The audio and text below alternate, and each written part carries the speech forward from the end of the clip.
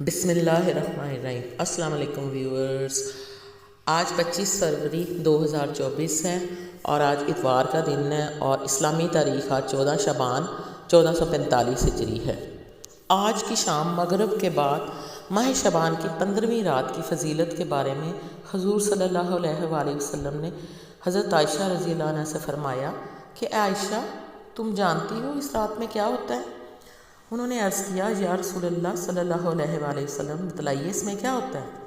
آپ صلی اللہ علیہ وآلہ وسلم نے فرمایا، اس رات میں یہ ہوتا ہے کہ آدم علیہ السلام کی اولاد میں سے جو شخص اس سال پیدا ہوگا اور جو شخص اس سال مرے گا، اس کا مرنا اور پیدا ہونا لکھا جاتا ہے، اور جو فرشتے ان کاموں پر مقرر ہیں ان کو اطلاع دی جاتی ہے، اور جتنا جتنا رزق مخلوق کو اس برس ملے گا سب لکھا جاتا ہے۔ اور اس 15ویں رات اللہ تعالیٰ سورج ڈوبتے ہی اس دنیا کے آسمان پر تشریف لاتے ہیں اور ارشاد فرماتے ہیں کہ کوئی نیک بندہ ایسا ہے جو ہم سے بخشش مانگے تو ہم اس کو بخش دیں، کوئی رزق مانگے تو ہم اس کو رزق دیں، کوئی مصیبت کا مارا دعا کرے تو اس کی مصیبت دور کریں۔ اسی طرح صبح ہونے تک ارشاد فرماتے ہیں، بس بندوں کو چاہیے کہ اس رات میں خوب عبادت کریں اور اپنے گناہوں کی معافی مانگیں اور 15ویں تاریخ کو روزہ رکھیں، اور اللہ تعالیٰ اس رات میں اپنی مہربانی سے بے شمار بندوں کو بخشتا ہے، مگر کافر، مشرک، کینہ رکھنے والے اور قاتل کو نہیں بخشتا۔ اس رات کے لیے کوئی خاص عبادت مقرر نہیں ہے۔ مولانا تقی عثمانی فرماتے ہیں کہ یہ بات درست ہے کہ اس رات میں عبادت کا کوئی خاص طریقہ مقرر نہیں ہے کہ فلاں طریقے سے عبادت کی جائے۔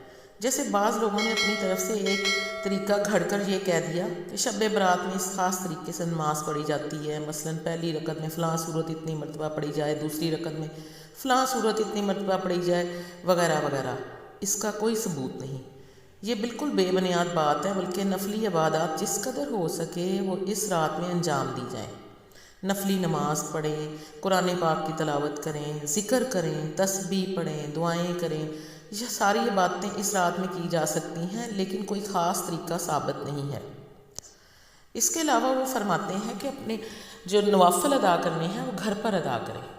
مولانا تقی عثمانی صاحب فرماتے ہیں کہ بعض لوگ اس رات میں اور شب قدر میں نفلوں کی جماعت کرتے ہیں۔ پہلے صرف شبینہ ہوتی تھی یا جماعت ہوتی تھی، لیکن اب صلوات التسبیح کی بھی جماعت ہونے لگی ہے۔ یہ صلوات التسبیح کی جماعت کسی طرح بھی ثابت نہیں ہے۔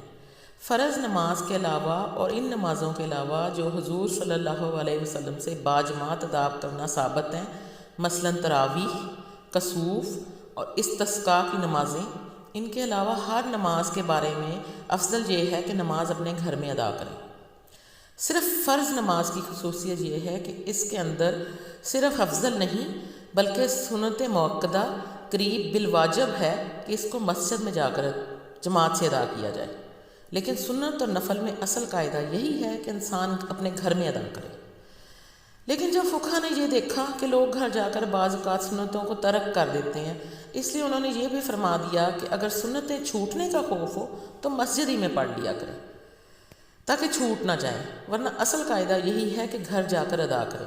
اور نفل کے بارے میں تمام فقہا کا اس بات پر اجماع ہے کہ نفل نماز میں افضل یہ ہے کہ اپنے گھر میں ادا کریں۔ مولانا تقی صاحب مزید فرماتے ہیں کہ نوافل تنہائی میں ادا کرنے چاہیے۔ نفل ایک ایسی عبادت ہے جس کا تعلق بس بندے اور اس کے پروردگار سے ہے۔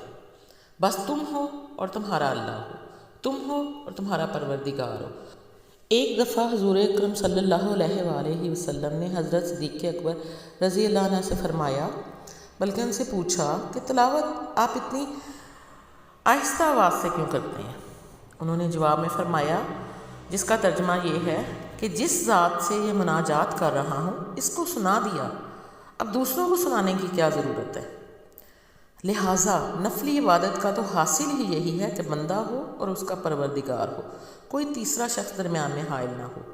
اللہ تعالیٰ یہ چاہتا ہے کہ میرا بندہ براہ راست مجھ سے تعلق قائم کرے، اس کے لیے نفلی عبادتوں میں جماعت اور اجتماع کو مقرور قرار دے دیا، اور یہ حکم دے دیا کہ اکیلے آؤ، تنہائی اور خلوت میں آؤ اور ہم سے براہ راست رابطہ قائم کرو۔ یہ خلوت اور تنہائی کتنا بڑا انعام ہے، ذرا غور تو کیجئے کہ بندے کو کتنے بڑے انعام سے نوازا جا رہا ہے کہ خلوت اور تنہائی میں ہمارے پاس آؤ۔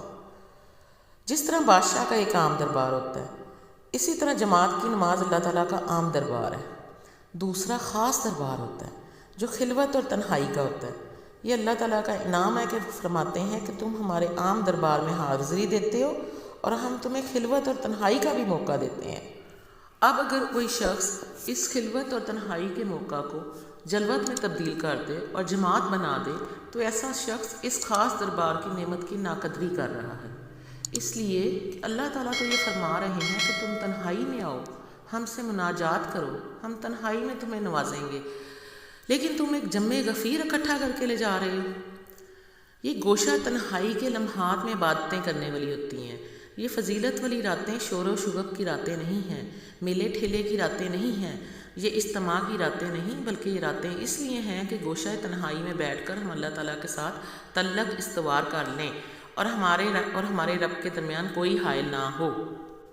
کچھ لوگ یہ عذر کرتے ہیں کہ اگر تنہائی میں عبادت کرنے بیٹھتے ہیں تو نیند آ جاتی ہے۔ مسجد میں شبینہ اور روشنی ہوتی ہے اور ایک جمع غفیر ہوتا ہے جس کی وجہ سے نیند پر قابو پانے میں آسانی ہو جاتی ہے۔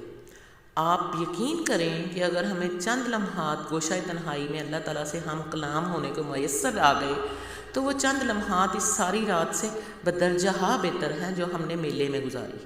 اس لیے کہ تنہائی میں جو وقت گزرا اور وہ سنت کے مطابق گزرا، وہی لمحات قیمتی ہیں جو آپ نے اخلاص کے ساتھ ریا کے بغیر گوشہ تنہائی میں گزار لیے۔ یہ رمضان المبارک کے لیے پاک صاف ہونے کی تیاری بھی ہے۔ بہرحال حقیقت یہی ہے کہ اس رات کی فضیلت کو بے اصل کہنا غلط ہے۔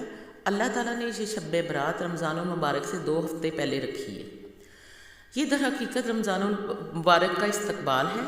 رمضان کی ریہرسل ہو رہی ہے، رمضان کی تیاری کرائی جا رہی ہے کہ تیار ہو جاؤ، اب وہ مقدس مہینہ آنے والا ہے جس میں ہماری رحمتوں کی بارش ہونے والی ہے، جس میں مغفرت کے دروازے کھلنے والے ہیں۔ اس کے لیے ذرا تیار ہو جاؤ۔ دیکھیے، جب آدمی کسی بڑے دربار میں جاتا ہے تو جانے سے پہلے اپنے آپ کو پاک صاف کرتا ہے، نہاتا دھوتا ہے، کپڑے وغیرہ پہنتا ہے اور اچھے کپڑے پہنتا ہے۔ لہٰذا جب اللہ کا عظیم دربار رمضان کی صورت میں کھلنے والا ہے تو اس دربار میں حاضری سے پہلے اللہ نے ہمیں ایک رات دے دی اور فرمایا کہ آؤ ہم تمہیں اس رات کے اندر نہلا دھلا کر پاک صاف کر دیں، گناہوں سے پاک صاف کریں تاکہ ہمارے ساتھ تعلق صحیح معنوں میں قائم ہو جائے۔ اور یہ جب یہ تعلق قائم ہوگا اور تمہارے گناہ دھلیں گے تو اس کے بعد تم رمضان المبارک کی رحمتوں سے صحیح معنوں میں فیض یاب ہو جاؤ گے۔ اللہ تعالیٰ ہمیں اس مبارک رات کی قدر کرنے اور اس رات میں عبادت کرنے کی توفیق عطا فرمائے۔ آمین ثم آمین۔ میں اللہ کریم سے آپ سب کی لمبی، صحت مند اور خوشحال زندگی کے لیے دعا گو ہوں۔ آپ ہر قسم کی آفات سے حفاظت میں رہیں۔ ہم صرف اللہ تعالیٰ کی ذات پر انحصار کی دعا کرتے ہیں، اس کی مخلوقات کے ہم کبھی بھی محتاج نہ ہوں۔ اور آپ سب سے خاص طور پر دعا ہے کہ آپ سب دعا کریں کہ تمام مسلمانان عالم پر اللہ تعالیٰ کا فضل ہو، رب کریم ہمارے ملک پاکستان کی حفاظت فرمائے اور اس کے خلاف سازشیں کرنے والوں کو نیست و نابود کرے۔ آمین ثم آمین۔ میری یہ ادنا سی کوشش اگر آپ کو اچھی لگی ہو تو ویڈیو کو لائک کر دیجئے گا، میرے چینل کو سبسکرائب کر دیجئے گا اور میری ویڈیو کو آگے اپنے فرینڈز سے بھی شیئر کر دیجئے گا۔ جزاک اللہ۔ اللہ کی پناہ میں رہیں اور اپنے گرد و نواح کے لوگوں کا خیال رکھیں۔